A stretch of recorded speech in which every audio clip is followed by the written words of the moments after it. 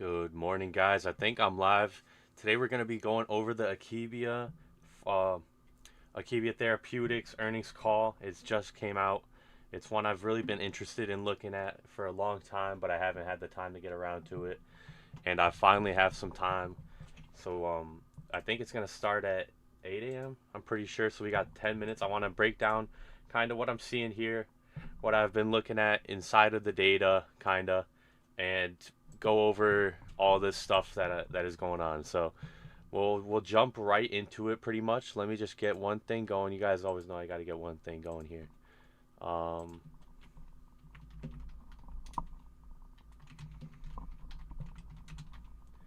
One second.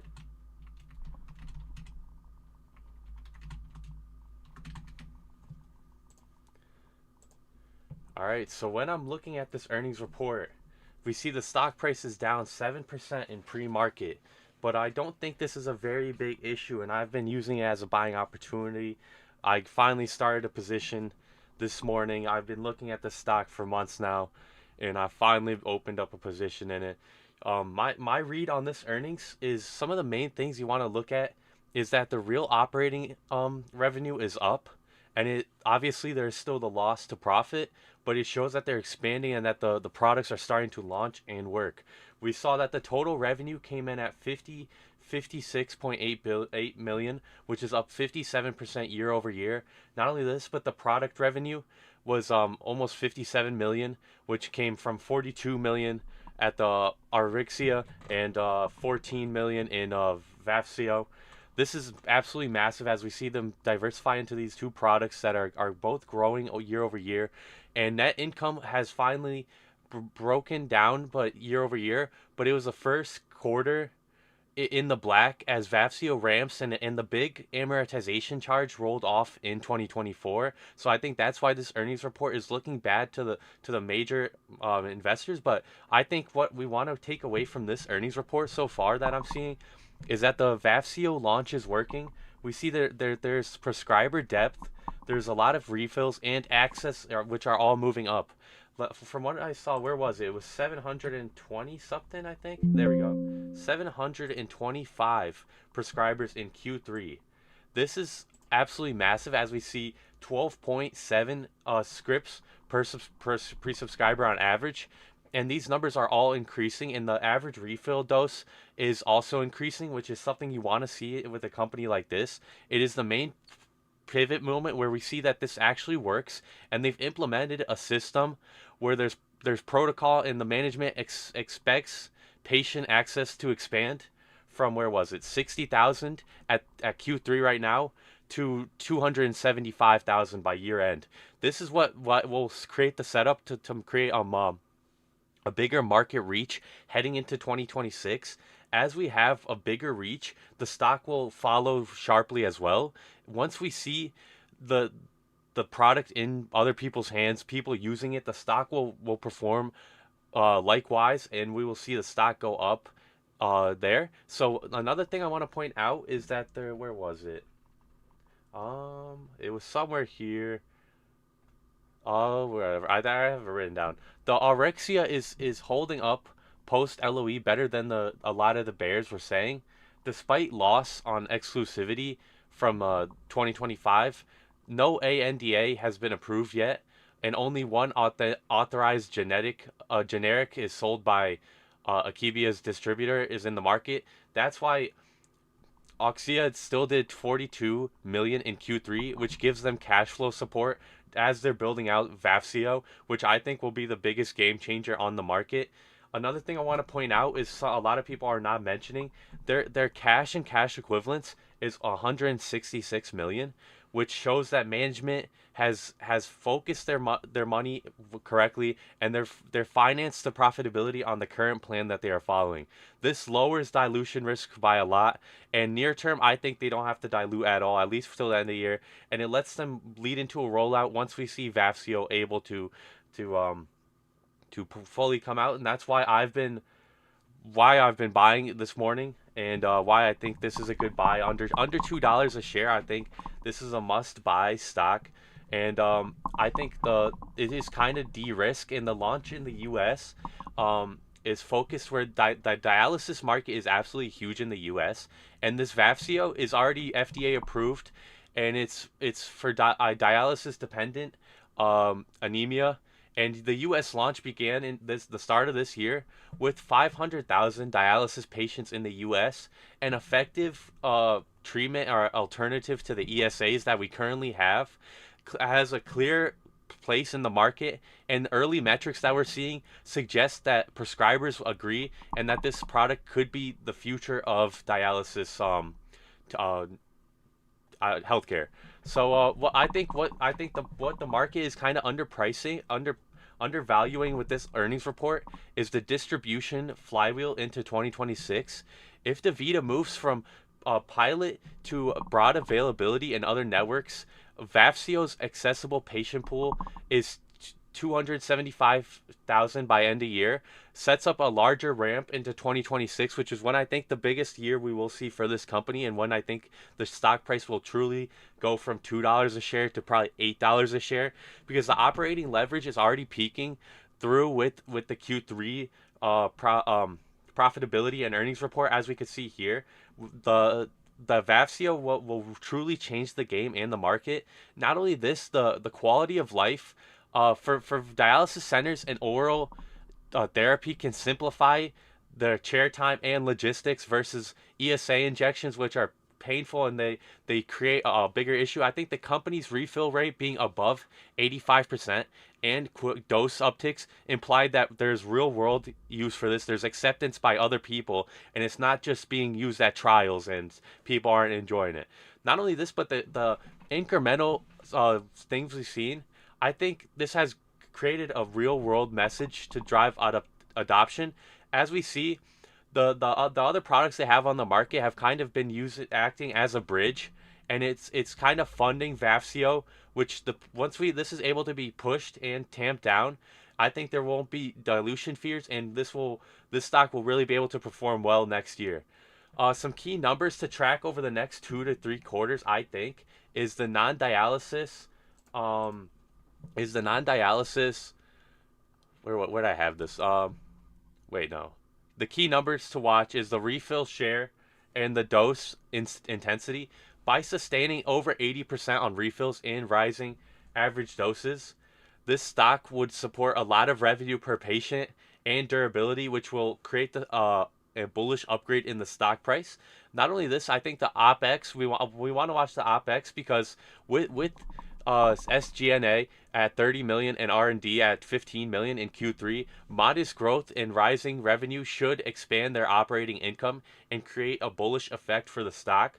Not only this, but confirmation that the DaVita completes the pilot and rolls out widely. We got to watch for management's updates on the 275,000 access translating into sequential revenue growth next quarter and next year. Oh my god, that music's loud.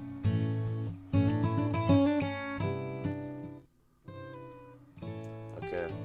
The call should be starting here any minute. The stock is underperforming in the pre-market, but my bottom line is that they really just printed a profitable quarter with rapid revenue growth. The Vafseo usage will increase and distribution access, which is poised to quadruple by year end. Not only this, they also have this healthy cash position and Austria's slower than feared erosion, which creates a setup into 2026, which I think looks better than the market really is expecting. So if they can if the rollout broadens, there's more refills, more dose trends holding, then the operating leverage could be the 2026 surprise, which causes the stock to go from $2 a share all the way into the $16 range. And that is my personal opinion. If anyone has any comments, I'd love to hear them before the call gets started. And yeah, I'm very bullish on this stock, and I recently found it a couple months ago, and then I did an analysis. I was like, I don't like investing in therapeutics because I don't know enough about the market and stuff, but I really did like this stock, and everything I've seen has led me to invest some money. This morning I've been buying the dip, and I'm excited to hear what they have to say. I think this could be a real turning point for the stock as we see the Vafseo continue to expand in the next coming months. I think it will be absolutely game changer.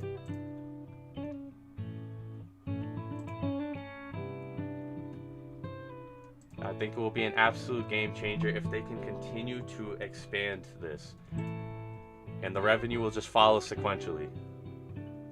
It's just one of those. So yeah, I think we're sitting at under $2 a share. This is a I'm not financial advice. I always say that before, but I would be buying right now. I'm buying under $2 a share heavy, and I'm gonna be looking to sell around $8 a share next year.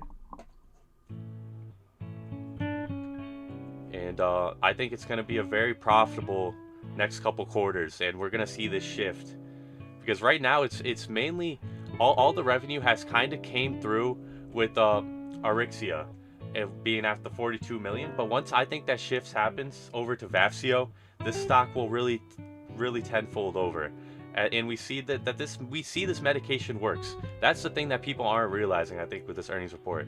It's proving that the medication works and that people want to use it. 85% of people come back to use it, which is big, more than the average by a lot. So I think that's the main thing in it.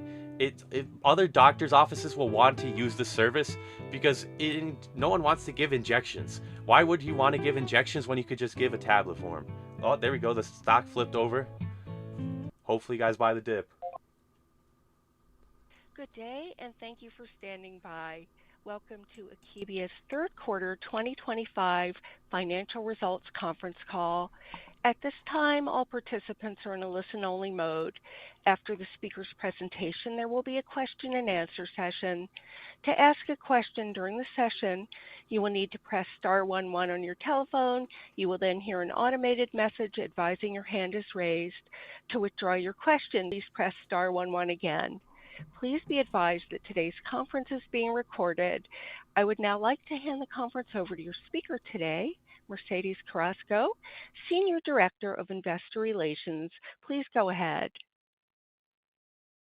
Thank you, and welcome to Akebia's third quarter 2025 financial results and business updates conference call. Please note that a press release was issued earlier today, Monday, November 10th, detailing our third quarter 2025 financial results, and that release is available on the Investors section of our website. For your convenience, a replay of today's call will also be available on our website after we conclude. Joining me for today's call, we have John Butler, Chief Executive Officer, Nick Grund, Chief Commercial Officer, and Eric Ostrowski, Chief Financial and Chief Business Officer. I'd like to remind everyone that this call includes forward-looking statements. Each forward-looking statement on this call is subject to risks and uncertainties that could cause actual results to differ materially from those described in these statements.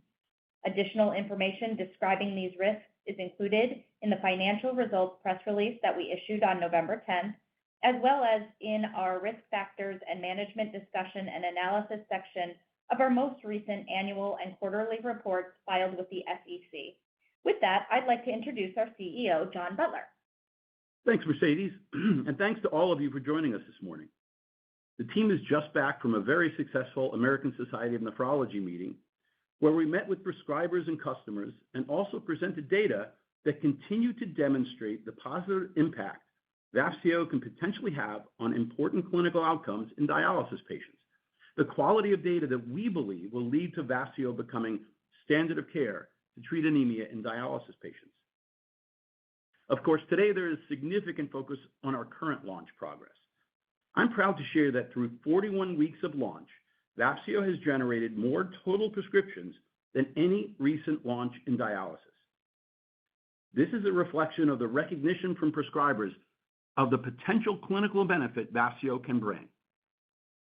That being said, from a business perspective, I'm not satisfied with generating $14.3 million in revenue this quarter.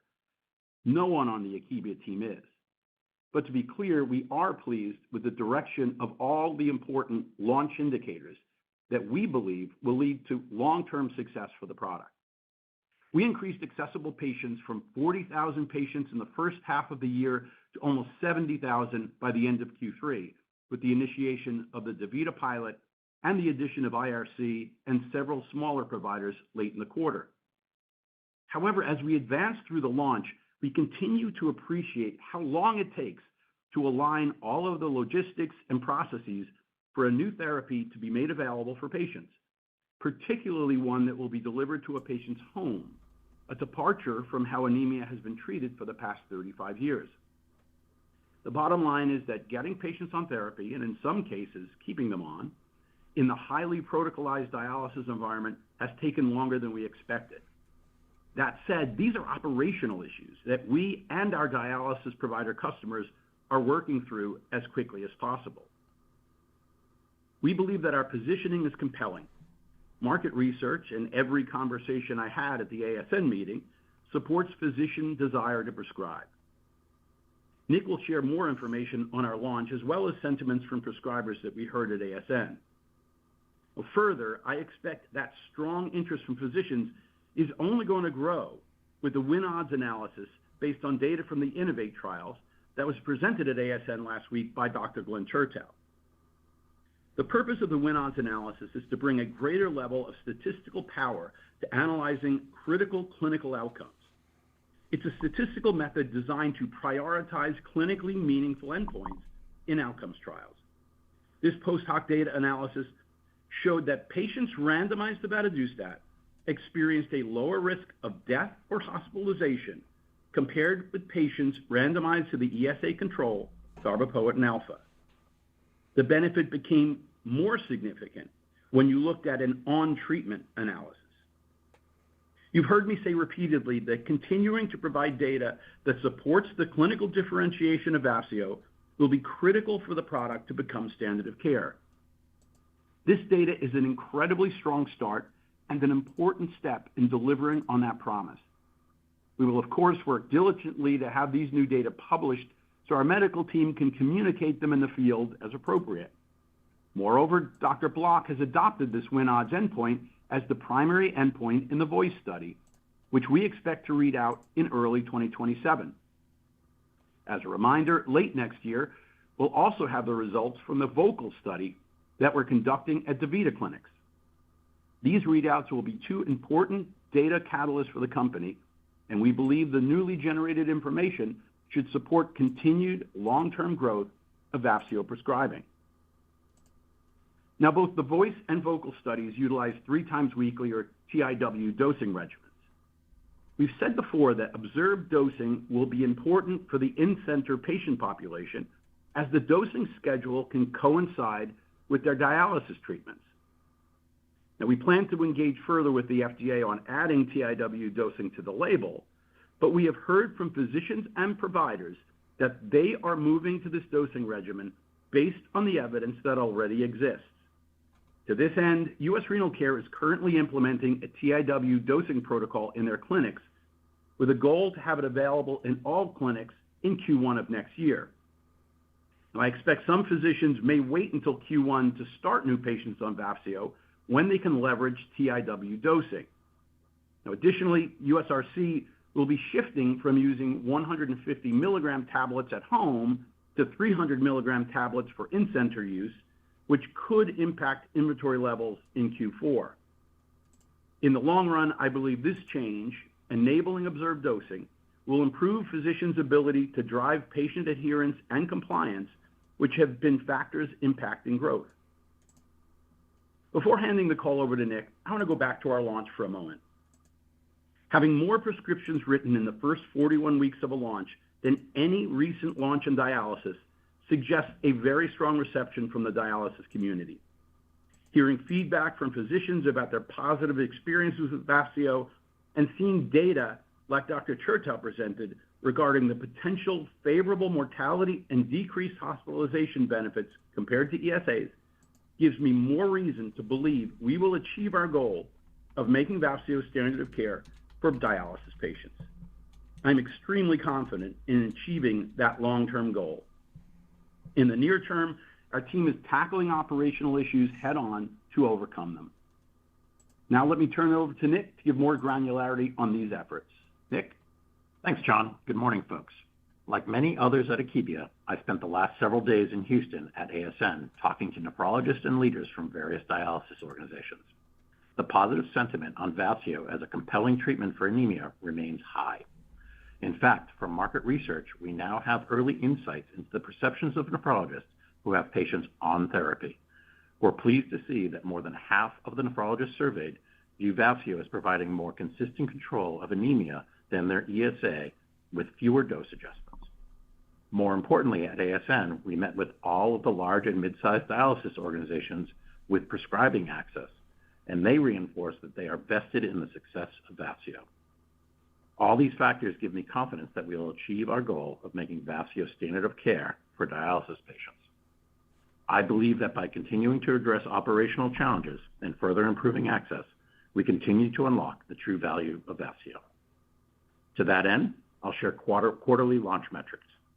But note that as we bring on more dialysis providers in the coming quarters, we will not be able to continue to provide dosing level data moving forward.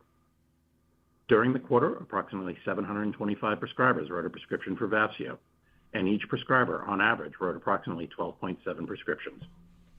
More than 85% of prescriptions were refills in quarter 3, and the average dose of those refills has increased 5% versus the prior quarter and 32% above the starting dose. We believe this reflects that physicians are getting comfortable treating patients to the optimal therapeutic dose, and that this trend of increasing average dose will have a positive impact on revenue. In summary, overall, Vafseo demand in quarter 3 was flat versus quarter 2, with new patient starts offset by lower than expected initial adherence. With expanded access, we have more to do to gain new prescribers and get more patients on therapy. We have extremely strong advocacy at USRC, as we said before, and saw a strong initial uptake. Now, over 85% of USRC physicians have written a prescription. However, we have seen continued lower adherence at USRC than we expected, lower than the industry standard we shared with you in quarter 2, and the adherence rate at USRC is lower than we anticipate at other dialysis organizations. To improve adherence, we revamped and highlighted our messaging, retrained our sales team to better educate physicians, and particularly anemia managers, on potential GI issues and dosing and titration strategies. Our medical team is also supporting USRC in adjusting its protocols. Much of this work is still continuing, and in recent months we've seen an increase in patients getting a first refill, which we believe means caregivers are beginning to better understand how to successfully treat with Vafseo.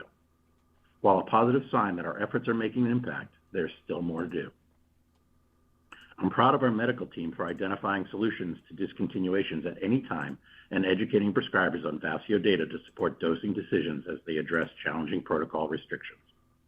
Also important, the data we are seeing suggests discontinuations are lower in PD patients and at organizations with protocols permitting 3 times weekly or TIW dosing. As additional dialysis organizations adopt TIW dosing, including USRC, as John mentioned, we believe we'll continue to see an increase in patient adherence. To continue the success of the Vafseo launch, we need to continue to increase prescribing access across dialysis organizations. We referred to having prescribing access when a dialysis organization has created and operationalized a Vafseo treatment protocol.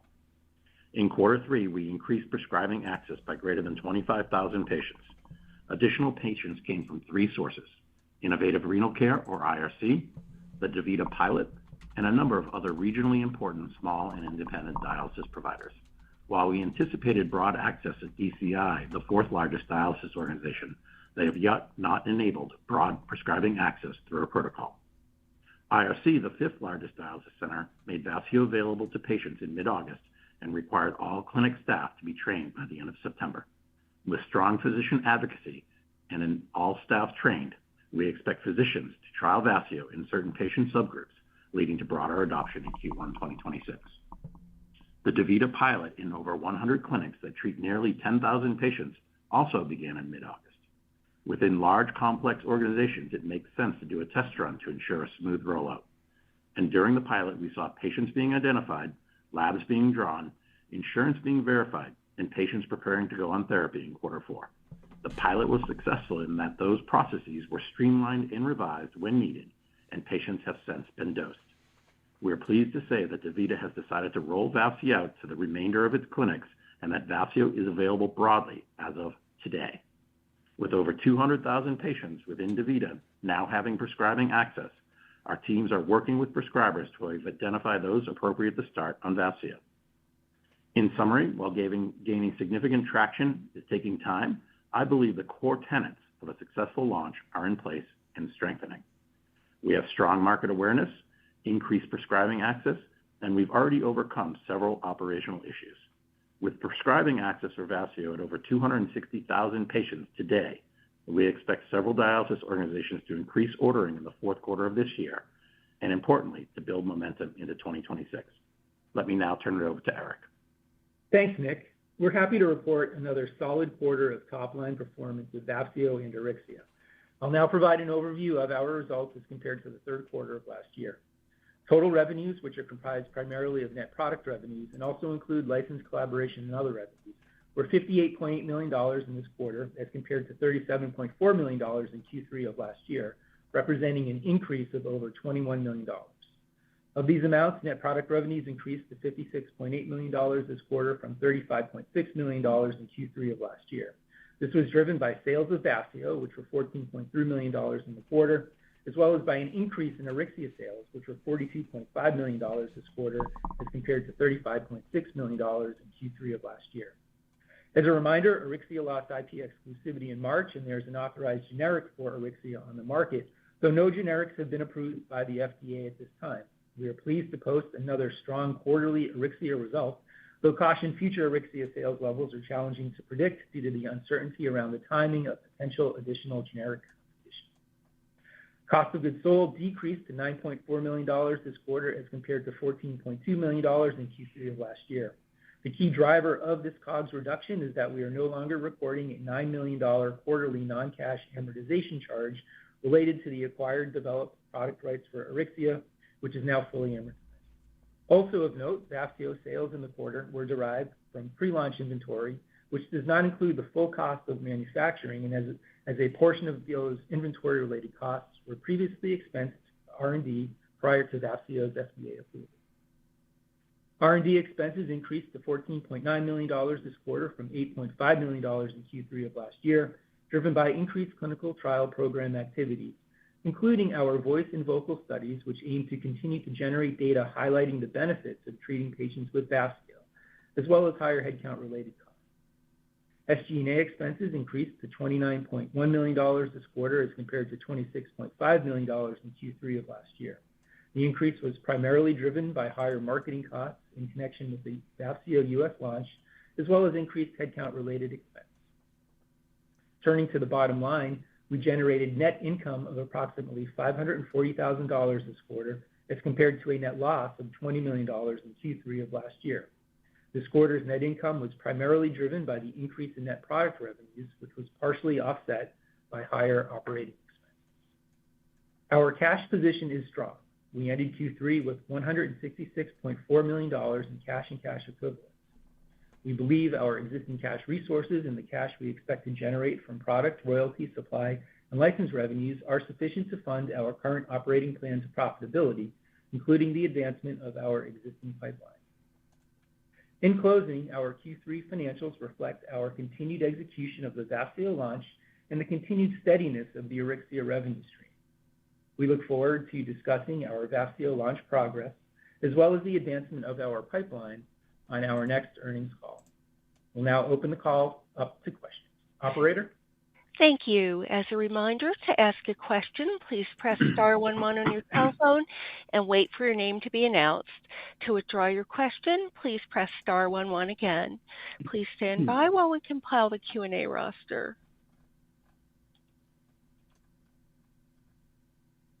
And our first question comes from Roanna Ruiz of Leerink Partners. Your line is open. Great. Good morning, everyone.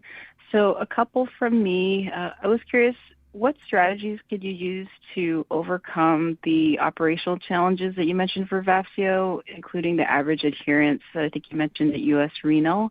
And are there any learnings you can take from the pilot program with DaVita that could help you figure this out and enhance it going forward?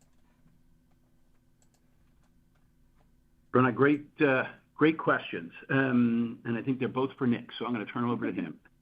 Yeah, the first part of the question is really strategies around adherence.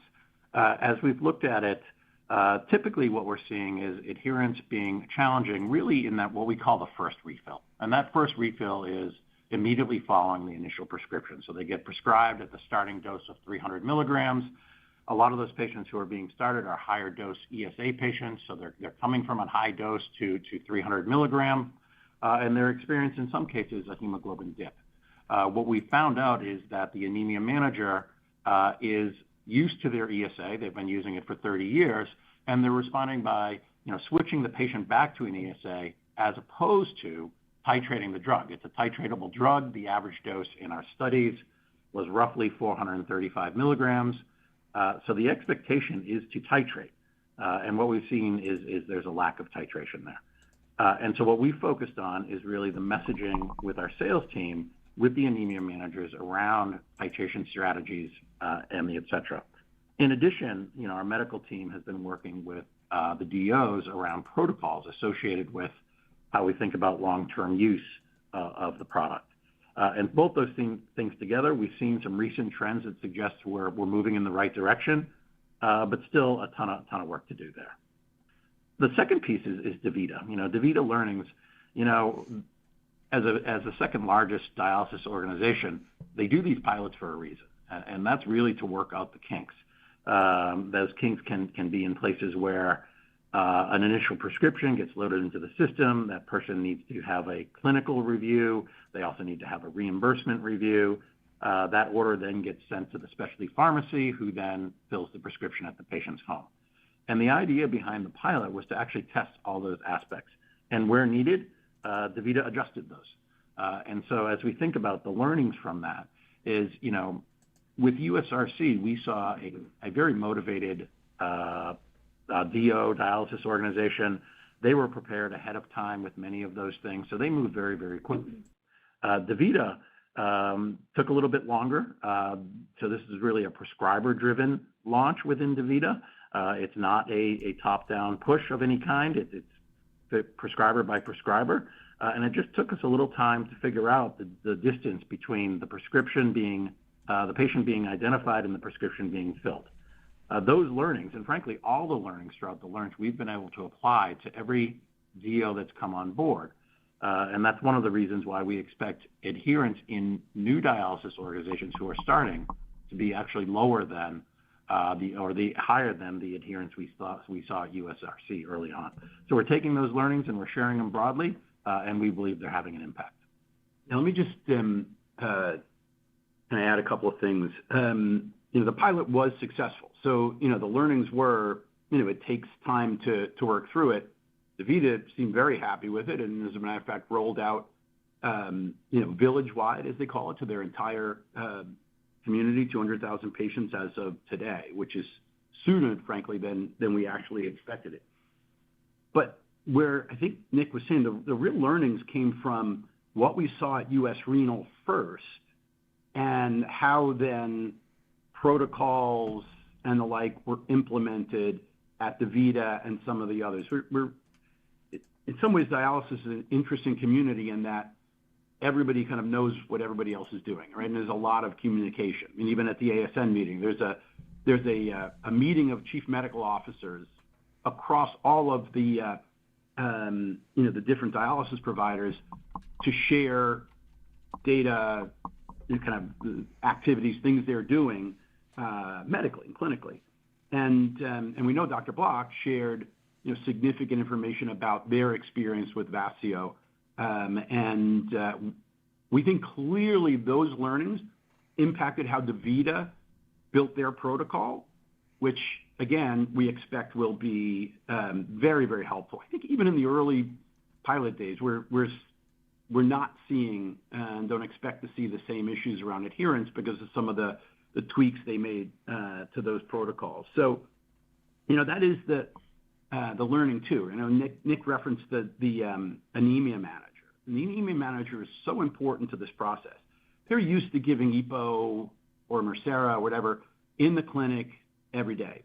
So, they see this dip in hemoglobin and they don't have control because the drug is at the patient's home. So they immediately go back to what's comfortable. And they really have to have a lot of training about how to work beyond that. It took like 20 plus years to really understand how to dose ESAs. And, we've been on the market for 41 weeks. and I'm amazed at how much progress they've made in really understanding how to use the product. And again, going forward, we're really confident in the trends that we're seeing. Yep, very helpful. Thanks. Thanks, Rana.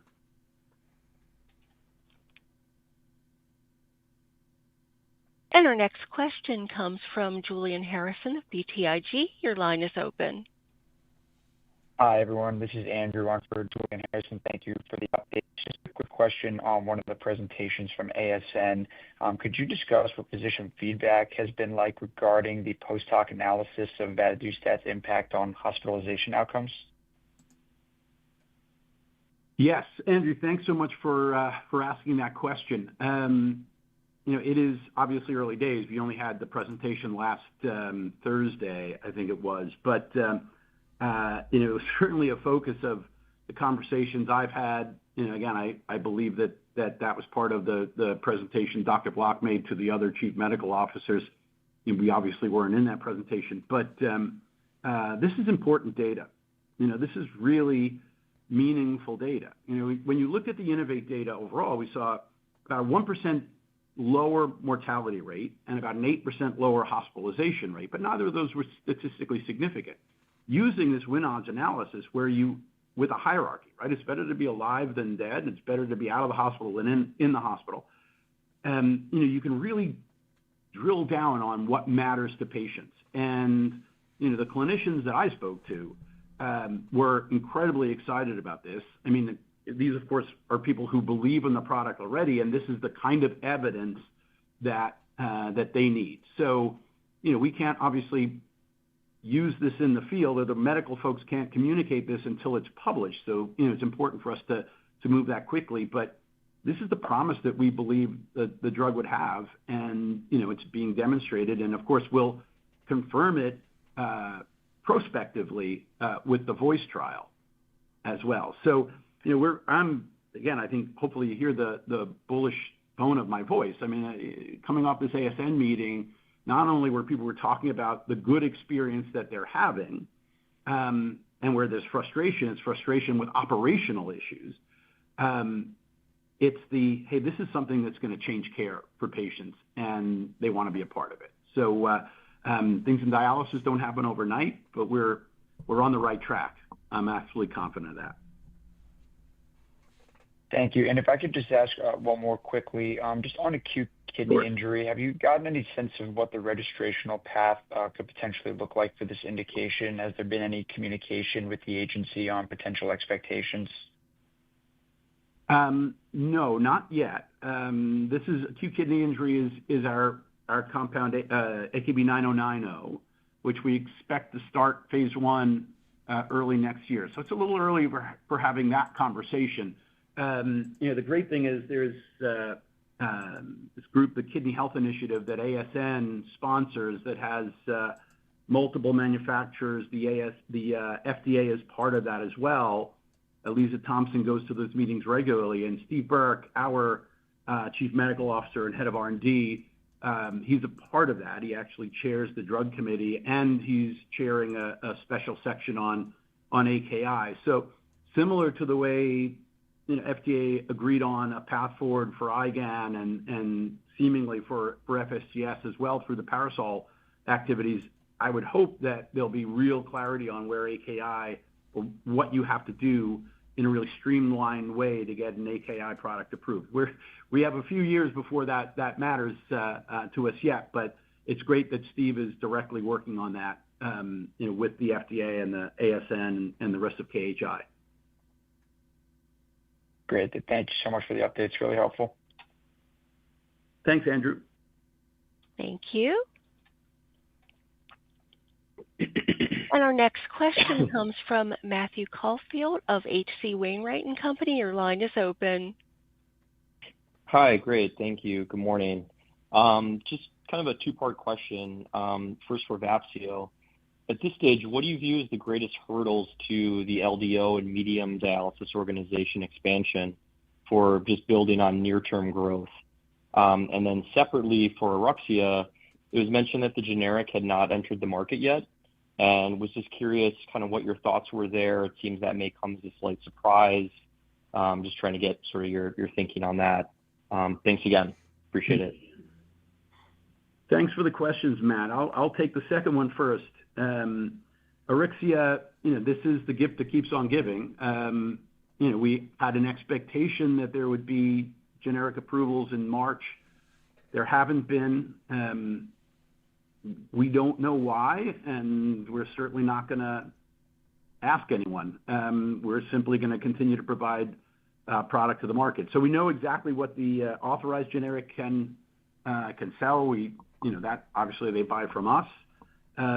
So again, we will continue to provide the market over time. You can see from the revenue numbers. I mean, it's continued to do incredibly well, particularly in this TDAPA period for the phosphate binders. So as long as that continues, we'll take advantage of it. As Eric referenced, I mean, it's just hard to think long term about it because ultimately, I expect the generic will be approved. But we know we've had challenges manufacturing the product. It's not we have supply now, but it isn't as easy as some of the other things we work on. So is that having an influence? I don't know, but we're happy enough to fill the market need there. And the greatest hurdle, I'm going to ask Nick to comment on this in a second, but to me, it's working through all of these processes at the dialysis providers. It's not as simple as you launch other drugs. It's like the doctor wants to write a prescription. They write a prescription. They bring it to the pharmacy. It gets filled. Your work is to get payers to have it on formulary, et cetera. Here, there's just so many more hurdles that we've had to jump. And we knew we had those, but I think just the timing of getting through them has been frustrating for us. But, as you get through them, then you have access. And then it's about driving that demand at the physician level. So, that's what gives me confidence. This isn't a question of, do physicians believe in the product? They want to write it. We've got to get through these operational challenges. I don't know if you want to add something there, Nick. Yeah, really three things, and John did a nice job on one of them. The first one is access. When I think about access, getting it to prescribing access where there's a protocol people can use broadly. Now with DaVita today, the pilot is over and it's available to 200,000 patients. And so that one, I would say, while we still have work to do with Fresenius, we have a number of patients, so 260,000 patients that we can go after here in Q4 and in 2026. And so I don't want to say behind us, but certainly a big step forward in this quarter. The second is really the operational issues, which John talked about. Like say, if you met one DO, you've met one DO. In some cases, we need to be the expert on their process so that we can explain that to physicians, prescribing physicians, in order for them to be able to easily get patients on product. And I think we're understanding that, and we're moving that forward. The last one is the adherence thing, which we talked about a bunch. When I think about adherence, there's so much learnings that we had from USRC. In fact, they've been helping to communicate the learnings at the CMO meeting that John referenced, and people are changing the behaviors. They're changing protocols for new folks to represent the learnings from the USRC experience. They're changing their protocols to potentially allow for better adherence with patients. And our team is out there supporting that either from the commercial side or from the medical side. Excellent. I really appreciate it. Oh, sorry. Please go ahead. On access, we started the year with roughly 40,000 patients. We're going to enter 26 with something like 7 times that number of patients who have access. We just have to work through all of those issues. So you go from 10,000 DaVita patients who can get access to the product to 200,000. We're so pleased that they're starting earlier because again, they're going to work through some of those issues over the course of the next couple of months. But that I think will put us in a great place to start 2026. 7 times the number of patients who can potentially access the product, and that's without even getting Fresenius, which of course, we continue to work, had some great meetings with them at ASN, and at some point, they won't be on an island. They'll make access for the product as well. So but a lot of work to do. Thanks for the questions, Matt. Yeah, thank you guys. Much appreciated. Thank you. And our next question comes from Roger Song of Jefferies. Your line is open. Great. Thanks for the update and taking our question. Appreciating the current prescription is mostly coming from USRC, strong. And then just curious about when you start with those new patients, including the Vita and then DCI, IRC upcoming. So how should we think about the new patient start compared to USRC with a pretty strong start? And then also just a quick question related to the inventory. So you mentioned 4Q will be a little bit different. Just give us some color around the 3Q inventory, and then how should we expect for the 4Q? Thank you. Yeah, Roger, thanks so much for those questions. So I think it's really important questions. The USRC experience, I don't believe you should think about kind of projecting that onto the other dialysis providers, right? I mean, what we had at USRC with the advocacy we had from Jeff Block and Mary Dietrich, the CMO and assistant CMO, it was a push, right? If you think of it that way. They basically said, here are the reimbursed patients, go put them on. And you saw that in the first quarter. And that was great. At the same time, it led to some of the adherence issues that we've been talking about, and the fact that the anemia nurses were kind of quick to switch people over.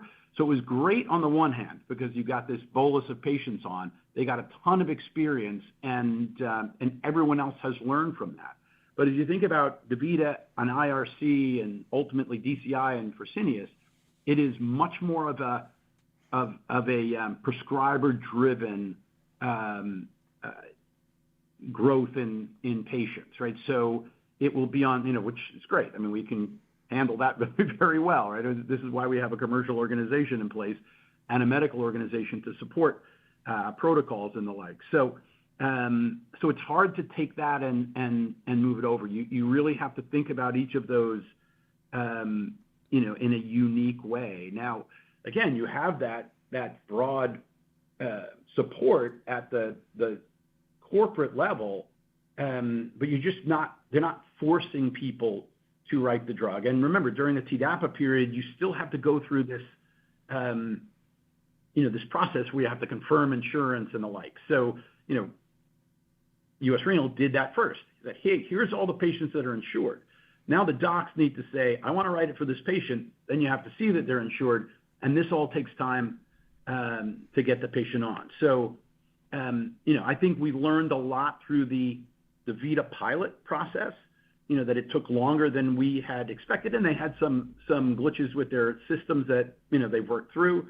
But again, you don't go from 100 sites to however many thousand DaVita has without, it doesn't all turn on a dime. But, we're incredibly well positioned for 26.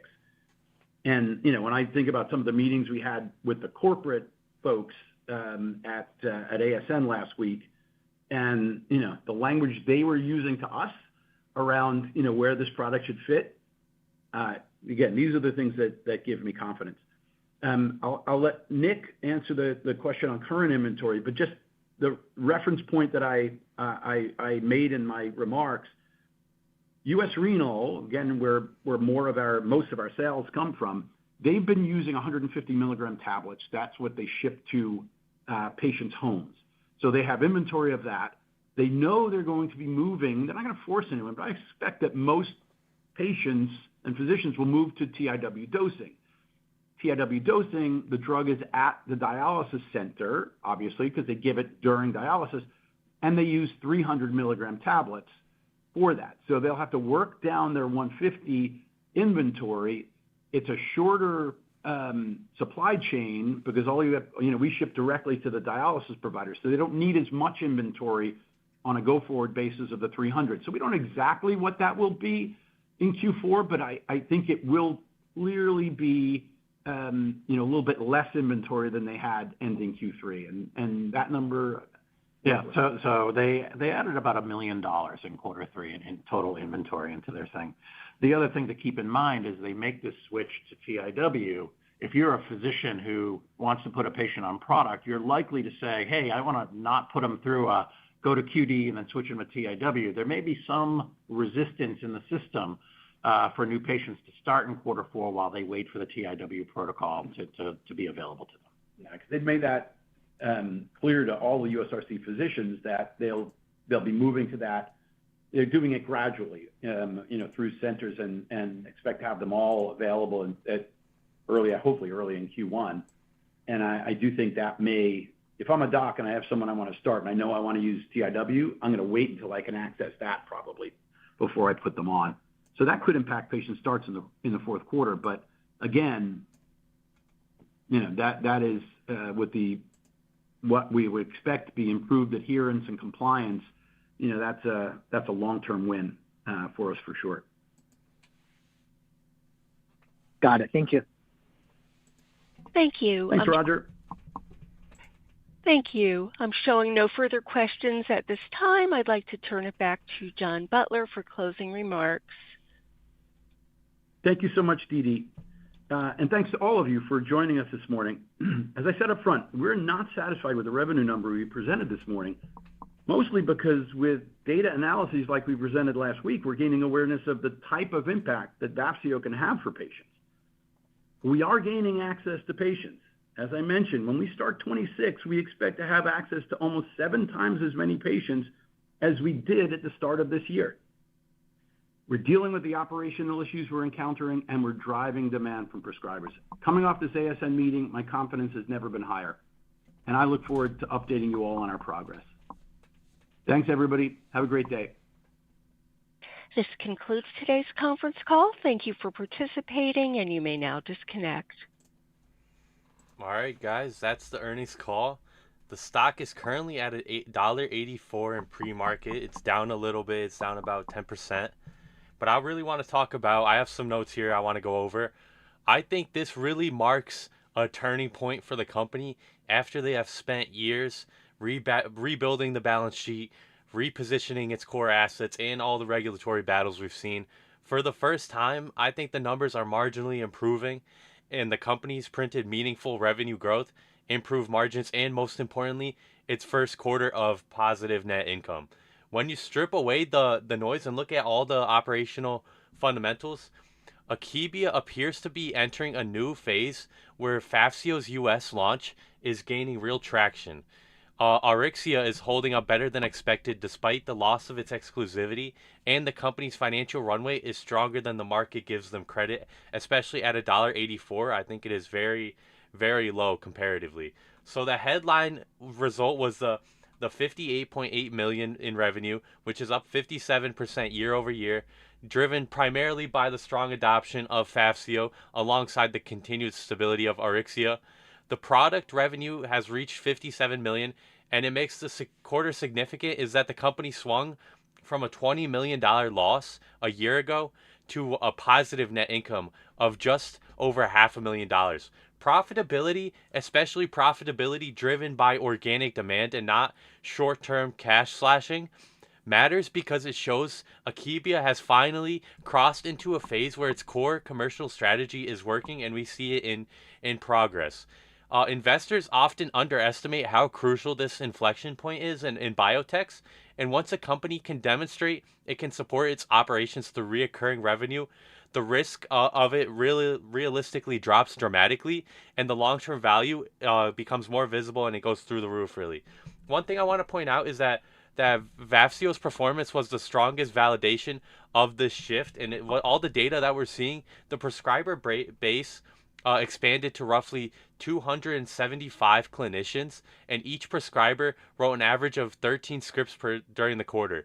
Even more importantly, though, more than 85% of all prescriptions were refills, and the average refill dose increased by about 5% compared to the previous quarter. This is exactly the pattern you want to see during a commercial launch, where there's the early adoption, then you have the strong retention, And then you have the upward dosage adjustments, which leads to growing confidence from pharmaceutical practitioners. And these aren't just metrics of a drug struggling to gain relevance and it's not working in the market. These are signs of a therapy that is becoming integrated into the daily routine of dialysis care. Also, we've seen the access expansion sets Akebia up for a stronger 2026. The the Davita the Davita pilot, where is it? There we go. I was right on it already. The Davita pilot, which included more than 100 clinics, is expected to complete in the fourth quarter, and broad availability across the Davita network could follow shortly after. In parallel, we see innovative renal care rolled out a standardized Vafseo protocol across its systems, which I think these developments mean Akebia expects Vafseo's patient population to expand around 60,000 patients at the end of Q3 to approximately 275,000. That scale of expansion is hard to overstate, and it positions the drug for a multi-quarter acceleration without requiring proportional increases in sales and marketing spending. And once it is out in the market, a growing commercial biotech like this, I think the market will truly wrap around this, and we will see the stock continue to expand. Another thing I want to point out is that it is performing better than all of the models I have seen. Although the drug lost exclusivity in March of 2025 for Auryxia, no generic competitor has received FDA approval, which is leaving it only an unauthorized generic, ironically sold through Akebia's own distributor as the sole alternative. That lack of competitive pressure enabled Auryxia to still generate 42.5 million this quarter, and this contribution is not just a pleasant surprise. It is a material source of cash that allows Akebia to aggressively support Vafseo without immediately resorting to dilution. And when you combine Auryxia's revenue with rising momentum from Vafseo, I think Akebia's financial footing looks very stable, and the company's historical reputation would suggest. Another thing I want to point out is, where was it? The cash and cash equivalents was very strong this quarter, and they closed the quarter with roughly 166 million in cash and cash equivalents. This is absolutely massive. As we see, they have explicitly stated they believe they are approximately financed to reach sustained profitability in a sector where dilution often overshadows operational progress. This reassurance matters, and it shows that investors should pay attention not only to the cash on hand, but also to the fact that Akebia is now demonstrating it can produce this positive income organically. And as Vafseo scales, in my personal opinion, the company's cost structure will become increasingly favorable for investors, because the R&D and the SG&A expenses are relatively stable while revenue climbs. That operational leverage could become one of the most important things going into 2026. And of course, there are some risks, but even these appear more manageable than before, as the company is not pursuing a non-dialysis label after the FDA made it clear that the phase 3 path would not meet regulatory expectations. Not only this, bears also argue that this market opportunity is dropping this nearly half. But there's, excuse me, I'm sorry, there's so much stuff on my mind. But the bears have argued that this caps the market opportunity by not having this phase 3 path meet regulatory expectations. But I think the dialysis segment alone, which is nearly 500,000 U.S. patients, is more than large enough to support a substantial multi-year growth runway. Not only this, Vafseo's oral formulation and improving real-world outcomes provide advantages over traditional injectable ESAs, as we've seen, and even other inhibitors like daprosutat. I think that's how I said it. I've researched this for hours, so I'm not the best with everything. But early post hoc analysis presented at leading conferences already show encouraging trades in mortality and hospitalization comparisons, which may help persuade prescribers even more. And we've seen this continue to happen. Taken together, the quarter, I think, paints the picture of a company that is very structurally healthy, than it has been at any point in the last 5 years. Revenue is accelerating. Prescriber adoption is getting much more deep. Access is expanding dramatically. As we saw today, they finally are being able to be prescribed in any clinic. Auryxia is delivering unexpected durability inside of a hard market, and operating leverage has emerged as their cash is sufficient, and the core commercial franchise is now proving that it can sustain profitability as the scale increases. I don't think that the market has fully priced in the extent to which Akebia has de-risked its execution path, and if Vafseo's distribution expansion translates into quarterly revenue throughout 2026, investor sentiment will shift quickly, and I think the stock price will continue to grow as the company shows it's transitioning from recovery into growth. So the next quarters will be ones to watch for sure, especially with the DaVita rollout and continued refill strength. I think Akebia may be entering a period where the upside potential outweighs the lingering historical concerns we've seen in the stock price. We've seen the stock price kind of teeter here and there. But I think it might be entering a new phase, and this quarter has kind of showed improvement.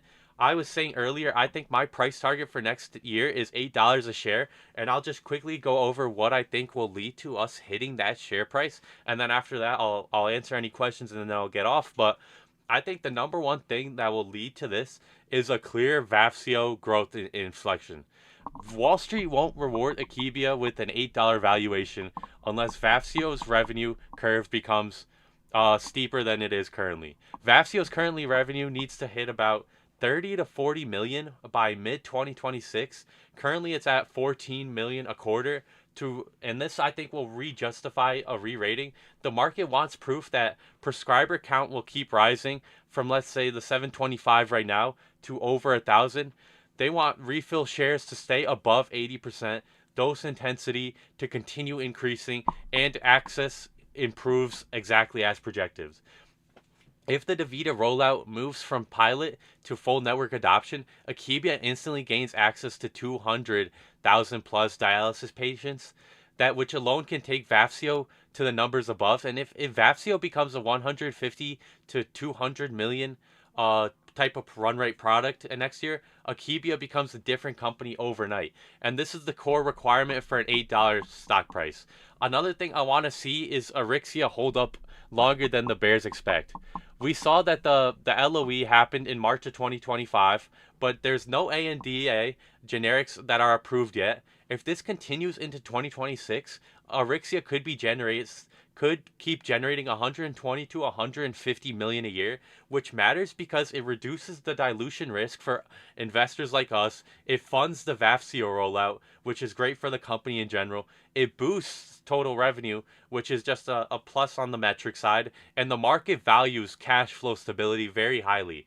So even one extra year of Auryxia's tailwind could add $1 to $2 to the share price. Another thing I want to point out is the last point on my list that will lead us to $8 a share would be the clear, sustained profitability. Akebia has already printed its first profitable quarter. To reach $8, it needs real confirmation that it can stay profitable for 3 to 4 consecutive quarters. What the market wants to see is the gross margin expansion as Vafseo scales next year, and we want to see R&D and SGA staying low as we watch the operating leverage kick in. And if Akebia goes from one lucky profitable quarter to a reliably profitable commercial biotech, the market will recalibrate the stock price, and we will see it continue to expand next year. Some bonus catalysts I think that I want to point out. They're honorable mentions, but they're not making it into my top 3 list. They're not even making it close. But the full DaVita rollout across U.S. clinics will be huge because it's a national network endorsement, which can create an adoption wave that I think a lot of people are going to see unprecedentedly. Another thing is positive real-world Vafseo outcomes. We already kind of see this happening, but I want to see more proof of that. Partnerships are U.S. revenue acceleration. Even small U.S. ex-U.S. contributions help the growth story. I want to watch for no dilution through 2026 which is obviously it's hard to say, but if cash stays above 100 million and profitability builds, no dilution I think will lead to a bullish confidence and lead to the stock price increasing in share value. Another thing is that this stock has historically been very heavily shorted. So I think a multi-quarter beat and upward guidance could trigger a lot of shorts to cover, and I think the stock price could really push up very highly. So at $8 a share, I think the market cap, based on my projection I have here, it would be a market cap of about 1.2 to 1.4 billion. That valuation assumes as I was saying before, the 250 million to 300 million annual revenue, the 40 to 60 million annual EBITDA revenue, and a clear path to 300 to 400 million once Vafseo is scaling and there's new products on the way. The company is proving its commercial execution story as well, and I think this is actually reasonable for a biotech with a huge total addressable market. I mean, in the US alone, 500,000 dialysis patients. There's refill heavy usage patterns, as we've seen based on the data provided. Not only this, but there's real profitability inside this business. And I think my realistic timeline to $8 a share is late 2026 if Vafseo hits 30 million a quarter quicker than expected, and the base case would be 2027 as the market waits for 3 to 4 quarters of proof before the stock really takes off. And then obviously the bear case, it never happens, but let's not talk about that because that's kind of where I'm at with this stock. I just opened a position today this morning in the AM. It's kind of right around where I opened up the position, currently at $1.75. I'm very confident in the future of this company. I think a lot of people are as well. I don't know if anyone's in the chat. I gotta go check. I don't have the stream open. I just kind of talk to a computer and pray maybe someone's there. Let me check. All right, 12 people. I appreciate you guys hanging out with me. I appreciate you guys watching my comments on the stock. I know I'm not the best at speaking. I try to write notes as detailed as possible so I can kind of just read it instead of going off the top of my head, because then I'll get lost in my thoughts and stuff. But I hope that wasn't too bad of an analysis, kind of what I'm seeing in the market. I hope the earnings call was clear as well, the audio. If anyone has any questions, I got the chat open right now. I'll answer. I'll wait a couple minutes, see if anyone has any questions. If not, then I'll probably just head off for the rest of the day. Well, not for the rest of the day. I gotta watch another earnings call later, but that's kind of where I'm at with this stock. I appreciate you guys hanging out with me, the 12 people that are here. At least that's what it's showing on my screen. It might be just me talking to myself. It just says 12. I never know, never know. But yeah, I think this was a pretty good earnings call. I think the stock price for pharmaceuticals, it's always hard, There's always gonna be, on the earnings day, it's gonna be war. That's the way I've always said it. There's always war, but the person who comes out long term victorious is the person who's buying the dip on a good company at a low rate, and expecting these returns in the next coming years is something I think a lot of people should be doing. So if anyone has any comments, any questions or concerns, anything they want to talk about, I'd love to answer them before I head out here. I haven't even eaten breakfast yet. It's already 9 a.m. Been up for a couple hours. What day is it? Is it Monday? It's Monday. Never happy about a Monday. The stock price is going down. It's kind of sliding, but I'm not too worried. There's firm resistance at the $1.70 mark, which is why I personally opened up my position at $1.75. And I think anything at this range right now, it's really anything's a buy at this range, and at least long term. This is not financial advice, obviously. I always gotta disclose that. Not financial advice. Do your own research. Do your own thinking. I'm just kind of talking based on what I see, what I think I like in the market. Because there's so many opportunities right now. I mean, if we go back here, the market's there's coins and stuff. I mean, I go on StockTwits. That's the main site I use, and I just see so many different different things. There's you'll go crazy looking at this stuff.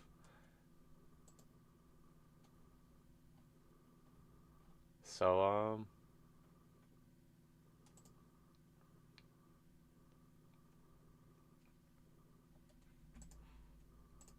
yeah, if anyone has got any questions, I'd love to answer them. If not, I'm gonna head out here any second now. Um,